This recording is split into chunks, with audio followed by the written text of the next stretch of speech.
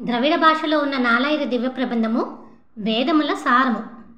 ఇందులో భారత, భాగవత, రామాయణములే కాకుండా ఉపనిషత్తులన్నీ కూడా నిండి ఉన్నాయి.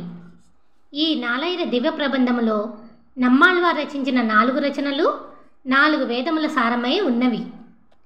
తిరువిరుత్తము ఋగ్వేద సారమైతే, తిరువాసిరియము యజుర్వేద సారము, తిరువాయిమొళి సామవేద సారమైతే, పెరియ తిరువందాది అధర్వణ వేద సారము.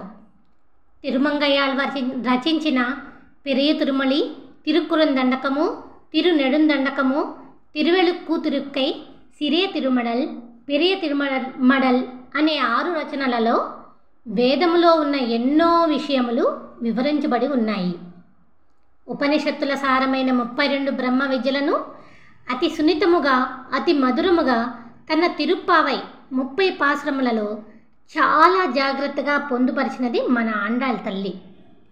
భగవంతుడి గురించి తెలిపే వివరాలను, తాత్వికమైన సృష్టి రహస్యములను పోయిగయాళ్వారు, పూదత్తాళ్వారు, పేయాళ్వారు అందరికీ అర్థమయ్యేటట్లు తమ తమ తిరువందాదులలో చాలా గొప్పగా వివరించారు.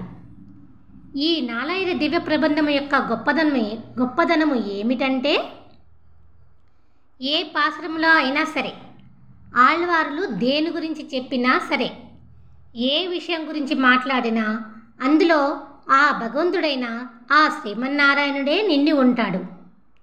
కానీ ఇది ఏ విధముగా చదివినా విసుకురానంత గొప్పగా ఉంటుంది. ఇది ఈ నాలాయిర దివ్య ప్రబంధం.